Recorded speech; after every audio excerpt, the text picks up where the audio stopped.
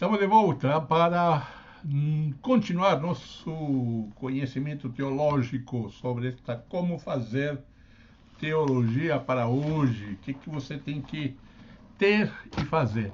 Quando eu falo de teologia, estou falando de uma boa teologia cristã, bíblica e também uma teologia acadêmica, tá? Embora aqui naturalmente quando falamos Deus já fazemos teologia, porém o que nós queremos hoje tratar é um pouco mais profundo, no aspecto que para fazer uma teologia, por exemplo, escrever um livro sobre teologia, artigos sobre teologia, você e eu precisamos algumas regras. Tem muita gente escrevendo, né? A internet nos dá essa possibilidade. Então, hoje, neste vídeo, eu quero mostrar um caminho para você fazer uma boa teologia. Tem gente que está disparando para todos os lados, achando que está fazendo teologia e colocando muito mais os gostos pessoais do que uma compreensão bíblica. Embora as duas coisas são inseparáveis. Mas para isso, primeiro, logicamente, eu vou te convidar a você assinar o nosso canal. É muito importante. E quero te convidar a visitar meu site jmiguelaguilera.com, porque lá tem um curso de formação teológica evangélica. São mais de 30 disciplinas e tudo free, tudo grátis. Por isso que assina o nosso canal, para que você sempre esteja informado das disciplinas que vão aparecendo. Vamos ter básico, médio, avançado e pós-avançado. Então vai lá e assina nosso canal aqui embaixo, deixa seu comentário. Beleza? Solta a vinheta, porque essa vinheta vai nos dar um tempinho para tomar aguinha e voltar à nossa aula.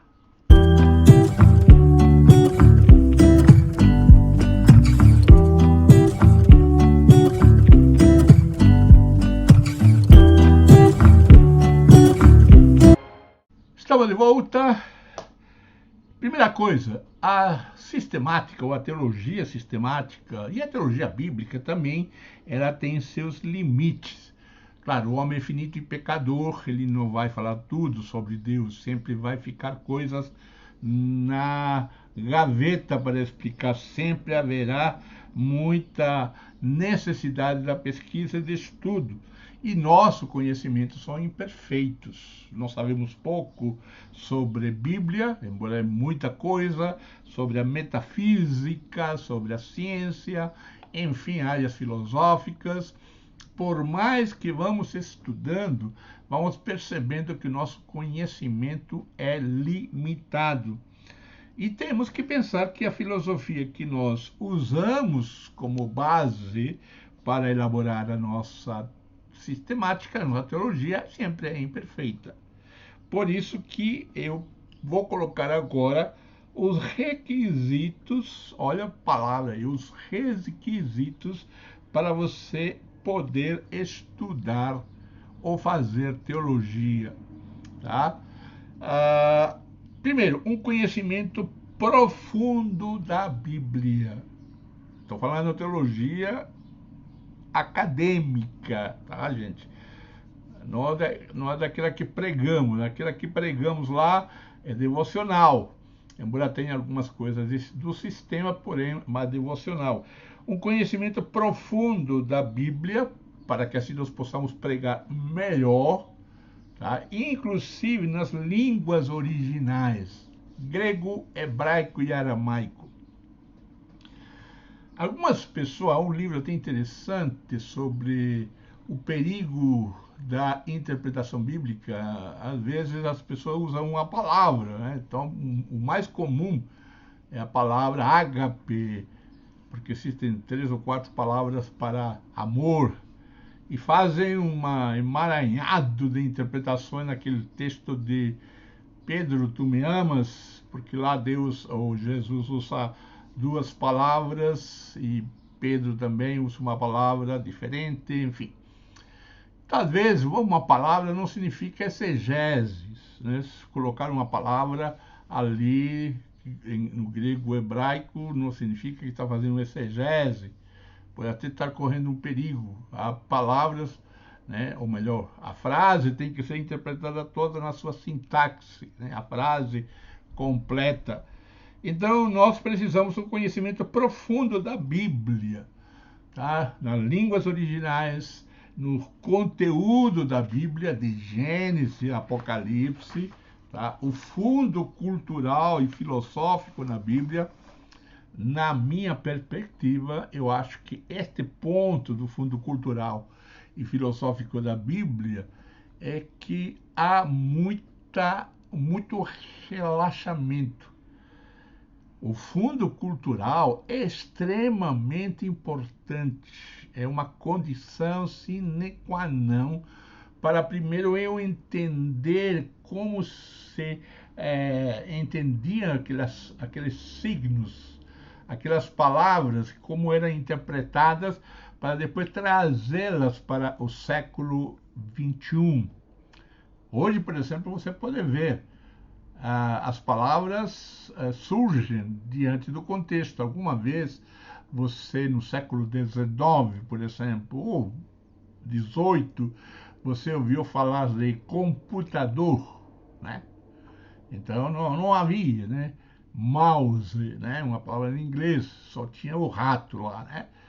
Então, essas palavras e outras, principalmente na concepção, em concepções de práticas, às vezes nós caímos no erro de interpretar como se fosse escrito para hoje. Outro texto que eu acho bem interessante é quando diz que a mulher deve ser submissa ao marido. E o mais interessante é que as pessoas não vão atrás de entender o que era submissão lá no século I. Ou por que Paulo está usando essa submissão? Qual é o sentido realmente a mulher ser aprisionada, não ter espaço, obedecer, falar sempre sim, Senhor, o Senhor é o Senhor, né? Até a Sara falava de Abraão que ele é o Senhor, lá nos tempos do Gênesis. Então vocês podem ver de que até na própria Bíblia essa revelação progressiva até vai mudando, né? Sara fala, o Pedro fala que Sara chamava o marido de Senhor. Agora Paulo fala de submissão. Há uma diferença ali grande. E só o contexto é que vai me dar a compreensão maior. Então, a base essa base da sistemática é uma base que nós precisamos entender e começando também nessas exigências o fundo cultural, filosófico. Também precisamos ter uma capacidade filosófica, conhecer um pouco das filosofias principais. Todos os teólogos, todos, desde o século I, desde o próprio Paulo, o próprio Jesus, todos eles, todos, trouxeram marcas do contexto filosófico. Algumas pessoas têm medo da palavra filosofia. Por exemplo, Jesus usou um sistema filosófico da maêutica socrática, quando ele fazia as perguntas. Tá? Então, eu não tenho nenhum problema em dizer que Jesus possa ter lido até Sócrates ou qualquer outro escritor, não exclusivamente das escrituras sagradas. As pessoas têm medo de que a gente fale de filosofia. Paulo fala das vãs filosofias. Então, há que ter cuidado quando nós damos conteúdos às expressões. Então, uma capacidade filosófica e também essa capacidade para descobrirmos qual a filosofia se adapta melhor para servir de estrutura para um sistema cristão. Os próprios concílios, para definir a identidade, a humanidade, a divindade de Jesus, usaram definições filosóficas, a essência, matéria, são palavras filosóficas. Então, isso nós temos que também entender. Ter uma mente disciplinada. Então, nós temos isso. nós precisamos ter uma mente disciplinada para, como requisitos para termos ou fazermos uma boa teologia, né? Uma mente disciplinada, porque dessa maneira você e eu estaremos com uma mente lógica, com intuição e crítica. A palavra crítica causa muita dor nas pessoas que não gostam muito de ser questionado. Eu sou alguém que questiona tudo. Eu até tiro uma expressão da filosofia, né, da filosofia da suspeita, de Marx, Freud e outros. Eu falo da teologia da suspeita. Eu suspeito, eu até falava para os meus ouvintes que eu pregava, mas que eu não era o dono da verdade, era aquilo que eu tinha estudado e apresentava ali como minha verdade. E que podia ser questionado por qualquer um, podia mandar e-mail, dizer, conversar comigo. Eu acho que é isso que nós temos que fazer.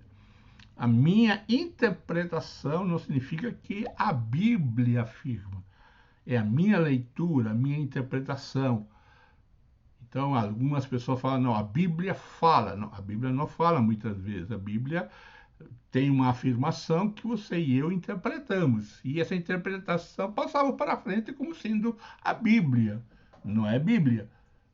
Cuidado com isso. Então, uma intuição, uma mente lógica, uma mente crítica que está analisando. Porque quem faz teologia sistemática, sempre falava para meus alunos, ele deve ter uma estrutura, um conhecimento de toda a teologia, desde a revelação até a escatologia, e ela ser coerente. Então, se você é milenista lá na escatologia, ou aqui,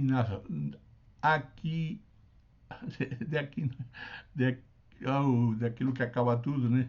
Aniquilacionista, se você é isso, então você tem que ter uma estrutura coerente, tá? Então, dessa maneira, uma mente crítica. Outra coisa, uma experiência com Deus. Claro, se Deus, né, é o centro da Bíblia, Jesus, então eu tenho que ter uma experiência, entender de que ele se move, nele nos vivemos e nos movemos, como diz Jesus ou Paulo a respeito de Jesus.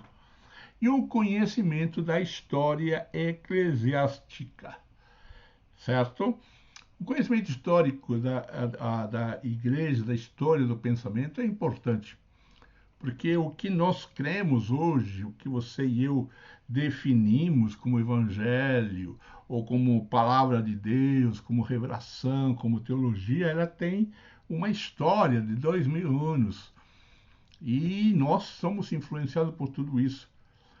Então, alguns pensam diferente e algumas pessoas sentem-se na liberdade de condenar quem pensa diferente. Aliás, eu amo pensar diferente. Não gosto muito do quadradinho, gosto de Bíblia, mas sempre pesquisando, sempre buscando com profundidade a verdade, com profundidade a palavra de Deus. O próprio Jesus disse que nós íamos, quem era discípulo do reino, ele ia encontrar nestes baús, né, velhas e novas notícias, verdades. Está lá nos evangelhos. Experiência com Deus, amar a Deus e principalmente a influência iluminadora do Espírito Santo. Quando nós passamos por tudo isso, pensamos então que a teologia é possível fazer. E não colocar essa teologia dentro de uma garrafa. Ela não.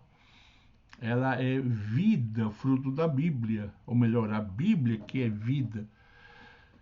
Por isso que eu não gosto muito das repetições. Eu gosto que o mundo da época me diga ou me informe as suas necessidades e eu vou até a Bíblia descobrir.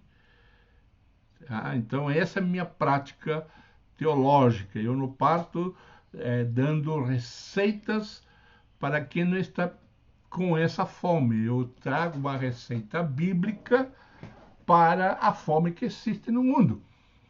Quais são os problemas hoje? Qual é a violência que existe, qual é a insegurança. Ah, hoje a pergunta não é como eu vou para o céu, a pergunta é como suporto esta vida. Então é isso que eu tenho que trazer. Eu chamo isso, a partir de Jesus, a evangelização a partir da necessidade do ser humano. E quando eu falo da necessidade, não significa que eu tenho que falar exclusivamente o que ele quer ouvir. Não, o que eu vou suprir a necessidade. É mais ou menos quando você vai no médico e você precisa emagrecer, eu também. E o que ele diz? Você vai deixar de comer pão. Pronto. E eu amo pão, gosto de pão de manhã, 2, 3, 4 pães. E aí o médico me diz, olha, a sua necessidade é saúde, emagrecer, você precisa, né? Você precisa cortar o pão. A mesma coisa. Qual é a necessidade do meu vizinho? Ele dificilmente vai falar para você, olha, eu quero saber como vou para o céu. Não, eu quero saber como me livro do inferno. Ele não vai falar isso. Um dia você poderá chegar a isso, mas ele vai dizer outras coisas. Ele vai perguntar outras coisas. Então, o que a Bíblia tem é para dar respostas ao ser humano. Há perguntas que são feitas. Não podemos dizer que Cristo é a resposta se nós não sabemos a pergunta. Então, primeiro saiba a pergunta e depois ofereça a Jesus. Então, esses rapidamente eu passei alguns requisitos. E agora, quais são as bases?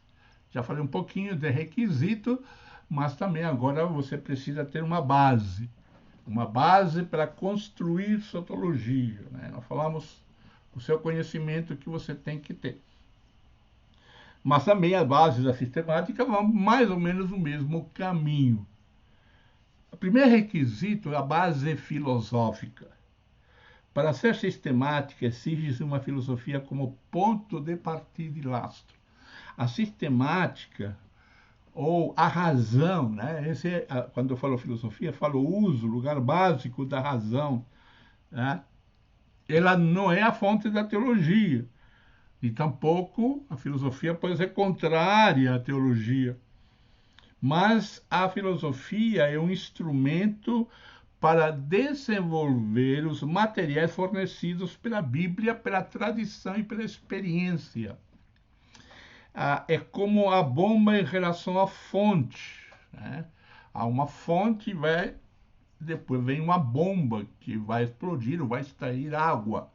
Então a filosofia ela nos dá algum material, como eu já falei, por exemplo, substância. Há termos na Bíblia, por exemplo, fala lá alguns termos filosóficos, hebreus, por exemplo.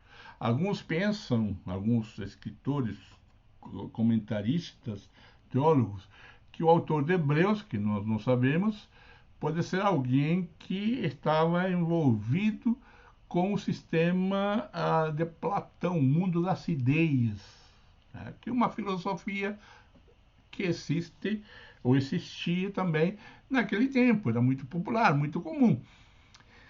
Então, hoje nós temos filosofias modernas, contemporâneas, e que nós precisamos conhecê-las para usar os termos necessários. A filosofia tem a necessidade de que o pensador, o teólogo, eu, devo entender que eu uso a filosofia, uma vez que não existe teologia sem lastro filosófico. Isso é muito interessante porque, por exemplo, você fala, muitos de nós falamos, eu falava no passado, espiritualidade. Essa é uma palavra filosófica. Mas quando eu coloco espiritualidade cristã, aí já eu fecho. Porque existe espiritualidade muçulmana, espiritualidade espírita, espiritualidade africana, enfim, judaica. Então, nós precisamos aprender no mundo atual a definir realmente o que temos. Por exemplo, outra palavra interessante que nós falamos muito, evangelho. O evangelho é a boa notícia. Isso é verdade, a palavra evangelho significa boa notícia. Mas boa notícia do quê? Por exemplo, se eu chego numa classe de teologia, ou qualquer classe, e digo, queridos, eu tenho que dizer para vocês que todos vocês tiraram 10. Isso é um evangelho, uma boa notícia. A boa notícia é o evangelho acadêmico. O que nós precisamos entender é que nós falamos do evangelho do reino de Deus. E aí que pois o que nós temos o evangelho de Paulo, o evangelho do reino de Deus, o evangelho de Jesus, o evangelho de Pedro, temos que descobrir o que eles entendiam como evangelho. Não são evangelhos diferentes, nem são contraditórios, eles são complementares. É evidente que o centro, a essência, é o evangelho do reino de Deus, que Jesus pregou. Certo? Jesus pregou o evangelho do reino. Paulo fez uma análise, fez uma interpretação. Deus o usou para dar uma característica diferenciada, mas não contradiz Jesus. Mas Jesus avalia Paulo, avalia Pedro, avalia João. Ele é o principal, alguns chamam de chave hermenêutica. Então, esta necessidade de ser ciente que você tem uma filosofia. Conheço pessoas que falam, não, eu não sigo filosofia. Isso já é uma filosofia. O fato de eu decidir não seguir, ou não acreditar, ou não seguir, como já diz, estar numa linha filosófica, já é uma linha filosófica, que tem o seu nome. Você vai procurar lá nas escolas filosóficas, você vai achar o que? Um fideísta, alguém, né, que coloca a fé, né, superior e acredita muito mais não no irracional, né, aquilo que não se vê. Mas é uma questão que você precisa pensar como base filosófica, tá? Porque a filosofia dá forma, o sistema indica quais são os conceitos, né? Transubstanciação, né? Substância, como já falei, né? Sobre a ceia do Senhor, os filósofos, né? Livre-arbítrio e tantas outras ideias que são filosóficas, não são bíblicas, são filosóficas que a Bíblia dá uma direcionada. Desta maneira, ela vai controlar, minha filosofia vai controlar todas as palavras-chave, né, daquelas doutrinas que a igreja ensinou no passado e até o presente. Então, a primeira base, o primeiro pilar é filosofia. O segundo pilar são as escrituras. Entender de que para que uma teologia seja cristã, a revelação final é em Jesus. O que significa isso? Significa que nada pode contrariar aos ensinos de Jesus. Então, eu sempre coloco entre aspas, porém, é uma realidade. Paulo, eu leio, interpreto, creio que é a palavra de Deus, porém, eu avalio para entender melhor como se coaduna com os ensinos de Jesus, para poder entender melhor. E que ele é o lugar central de tudo. Que a revelação, em Jesus, ou a revelação em Jesus, ela é normativa. Então, a palavra que nós temos que entender é que Jesus é o foco. Então, as práticas todas devem ser entendidas à luz de Jesus. Na sua prática ministerial, no seu ensino e tudo aquilo que vier depois de Jesus. E então, essa necessidade de termos o centro com Jesus vai nos conduzir a compreender melhor a orientação ou ensino apostólico. Então, nós temos já a base, primeiro, filosófica, a segunda, a base escriturística, a terceira é a tradição. Tradição nós temos que ter. Não podemos confundir tradicionalismo com tradição. Existe uma tradição. Nós precisamos identificar a nossa crença Veja bem, a nossa crença, a nossa fé no Evangelho de Jesus com as comunidades históricas. Então, a minha experiência tem que viajar para o primeiro século, como que Jesus atuou, como que Jesus agiu. Quais foram os ensinos tradicionais de Jesus e os apóstolos? O próprio Evangelho, o que é o Evangelho do Reino de Deus? Então, tanto Paulo, o próprio Jesus e as Escrituras mostram que o Evangelho do Reino de Deus. Então, quando as pessoas falam, olha, não podem entrar no Reino de Deus, é salvação. E eu pergunto, será que ali fala sobre salvação? Nem sempre Reino de Deus significa salvação. Por quê? Porque é um conceito muito mais amplo. Então, nós precisamos entender que nós temos que ir lá no primeiro século e descobrir quais são ou qual foi a declaração de fé dos apóstolos. E eu penso que, basicamente, o credo apostólico, o credo de Niceia, Constantinopla, é o suficiente. E o resto vem por questões culturais e práticas que foram mudando através dos anos. Veja bem, a Inquisição. Você acha que isso é cristão? Mas naquele tempo podia ter acontecido por alguma razão, certa ou errada, mas ali aconteceu. A questão da mulher, que hoje tanto se discute. Você acha que isso faz parte da tradição apostólica? Não faz. Tá? Porque se você for pesquisar a história da igreja, você vai ver que mulheres começam a se destacar como liderança no primeiro século. Algumas pessoas não querem ver isso. Por exemplo, se não estou enganado, se o Concílio da Odisseia já discutia, debatia isso. Então, nós temos que ver a tradição, essa experiência religiosa da igreja. A experiência da igreja, por exemplo, Lutero e o Estado, a igreja e o Estado de Constantino. O que aconteceu? Como eu posso analisar isso e trazer para hoje? Foi bom ou foi ruim? Essa união política religiosa com Constantino, depois com Lutero e com outros.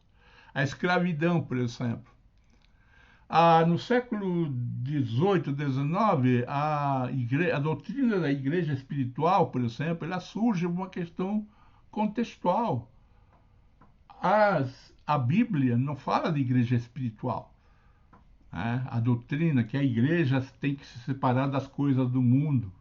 Ela foi um ensino escravagista para que a igreja não criticasse a escravidão, porque a escravidão era contra os princípios do Evangelho da Liberdade. Então, nós precisamos ir atrás desse pensamento histórico e tradicional para descobrirmos a nossa ligação com os cristãos do primeiro século e os apóstolos. Então, Bíblia, ou melhor, filosofia, escritura, tradição, experiência, a quarta. Essas são as quatro bases, né? A experiência com Deus. O fato de eu estudar tudo isso, você assistir isso, não é simplesmente para ter na mente, é para transformar a nossa mente, como diz Paulo em Romanos, capítulo 12, e também para fazer uma transformação, vamos dizer, triangular, para cima com Deus, no meu relacionamento, para fora com a criação e a natureza, e o próximo, e para dentro comigo mesmo. A teologia não é simplesmente acadêmica. Agora podemos acrescentar a teologia, a boa teologia. Veja bem, a boa teologia ela é acadêmica transformadora. É essa que eu ensino.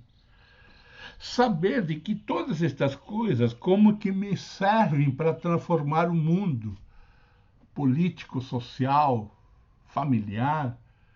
Então, desta maneira, nós precisamos ter essas bases para a teologia cristã. E até a segunda parte que eu quero deixar com vocês, esses requisitos e bases da teologia para o dia de hoje. Então, se você quer continuar, entre em contato comigo. Estou procurando pessoas que queiram aprender teologia, a fazer teologia, trazendo para 3 lugares: pensar na Bíblia, no mundo e na transformação deste mundo. Então, não é a teologia, não é para ficar no mundo abstrato. As pessoas hoje falam, batalha espiritual, tudo é culpa da batalha espiritual, do diabo. Bateu o carro. Eu estou sendo atacado por uma batalha espiritual. Estou em batalha espiritual porque eu bati o carro. Ele nunca consertou os freios, ele mal dirige. Isso não é batalha espiritual. Essa é irresponsabilidade. Então, eu te convido então a fazer parte deste curso de formação teológica evangélica para você aprender a desenvolver o seu pensamento e não exclusivamente a repetir aquilo que você ouve. O que eu quero dizer? Existem 2 figuras que eu acho interessante. O papagaio teológico, aquilo que você vai repetir porque meu pastor falou, porque o livro afirmou, tá? E a segunda é o João de Barro, é aquele que constrói. Isso não significa que você não vai ler, vai questionar, vai perguntar, vai descobrir, vai juntar. A teologia é como um chefe de cozinha que tem lá a receita, a Bíblia, e pega um aqui, outro lá, e vai fazendo um excelente prato. Então, o que nós precisamos, como já falamos sobre os requisitos, deixarmos de ser dogmático para com os outros. Você consigo mesmo, você tem que ter a sua estrutura. Mas a sua estrutura e a minha podem ser questionadas e melhoradas. Não necessariamente ser exclusivista e individualista, porque a teologia ela é comunitária. É uma palavra que a gente pouco usa na Bíblia ou no nosso discurso, mas a teologia ela precisa ser comunitária, analisada pela comunidade, seja através de pessoas, seja individual. Quem desenvolveu a teologia é uma comunidade, ou a comunidade cristã. Então, desta maneira, eu quero desafiar você a continuar comigo e ver este caminho da teologia. Então, nos vemos nos próximos vídeos e espero que você assine nosso canal. Tá legal? Um grande abraço, nos vemos nos próximos vídeos.